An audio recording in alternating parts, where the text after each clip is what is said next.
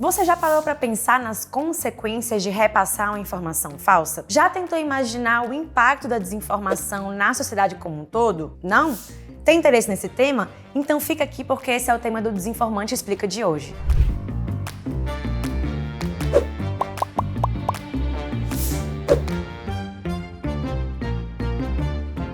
Informações falsas, enganosas, tiradas de contexto sempre existiram e sempre causaram problemas. Um caso famoso é a transmissão de rádio em 1938, que trazia uma adaptação do livro A Guerra dos Mundos. Os ouvintes, muitos deles sem saber que se tratava de uma narração de um livro, acreditaram que a invasão alienígena era real, o que causou um pânico generalizado nos Estados Unidos. E se em 1938 o rádio era capaz de disseminar uma informação em larga escala, imagina hoje na internet. Mas se engana quem acha que o que acontece nas redes fica só nelas.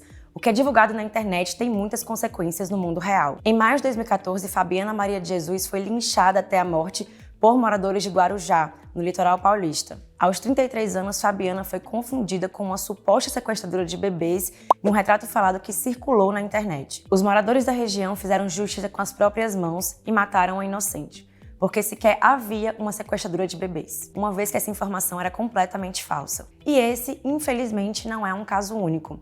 Em 2018, ocorreu uma série de linchamentos na Índia, matando mais de 18 pessoas, e muitas delas justamente por informações falsas que circularam principalmente em aplicativos de mensagens. Além dessas situações trágicas, a desinformação também tem muitas outras consequências negativas. Pesquisadores da Universidade de São Paulo e da Fundação Getúlio Vargas mapearam e fizeram uma cartilha mostrando como a desinformação impacta políticas públicas. Entre as questões elencadas pelos pesquisadores está, por exemplo, o risco de atores do judiciário ou do legislativo tomarem atitudes, tomarem decisões a partir de informações falsas. Durante a pandemia da Covid-19, por exemplo, o Conselho Nacional de Justiça, o CNJ, precisou emitir pareceres para os juízes para indicar como eles deveriam tomar decisões relacionadas à pandemia. No caso dos parlamentares, uma das consequências pode ser a criação de projetos de lei baseado em informações falsas, além também, é claro, da defesa de pautas anti-ciência. Ou pode existir também, inclusive, a alteração da percepção da realidade, baseado tanto em desinformação, mas também em teorias conspiratórias que são alimentadas por essas informações falsas. Outro impacto pode ser a destinação de recursos públicos. O governo federal, na sua gestão anterior, destinou verbas públicas para incentivar o uso de medicamentos sem eficácia científica para o tratamento da Covid-19. O kit Covid, como ficou chamado, chegou a custar mais de 126 milhões de reais aos cofres públicos. A crença nesses medicamentos, além de recursos públicos, também custou vidas. No âmbito da saúde, também há um movimento preocupante anti-vacina. Baseados em informações falsas, esses grupos não se vacinam ou não completam o esquema vacinal, principalmente infantil. Dados divulgados pelo Fundo das Nações Unidas para a Infância mostram uma queda brusca na cobertura vacinal aqui no Brasil. A taxa caiu de 93% para 71%, deixando o Brasil entre os 10 países com menor cobertura vacinal do mundo. Isso faz, inclusive, que doenças já erradicadas voltem a circular, como o sarampo. A desinformação também afeta relações internacionais.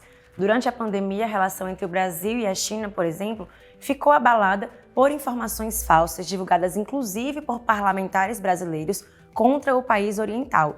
Essa situação gerou, inclusive, impactos econômicos e comerciais. O acirramento da polarização política e o aumento da violência também são consequências da desinformação. A gente já falou em alguns outros vídeos do Desinformante Explica como a desinformação tenta despertar o ódio e o medo nas pessoas. Isso, feito constantemente com o uso de informações falsas, pode criar uma realidade paralela e construir um inimigo concreto, aumentando a animosidade e, inclusive, a violência.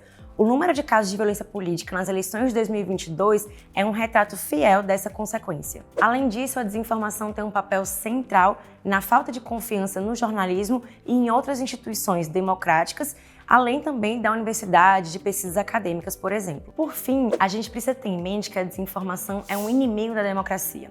Para pensar. A gente precisa que as nossas decisões como cidadãos sejam feitas a partir de informações confiáveis, que a gente tome a decisão de votar em determinado candidato, por exemplo, com informações confiáveis e não com informações falsas que tentam manipular a gente.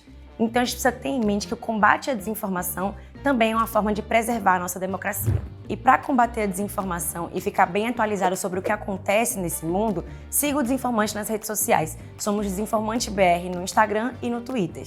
E não se esqueça de se inscrever no nosso canal também para acompanhar os próximos vídeos. Até a próxima!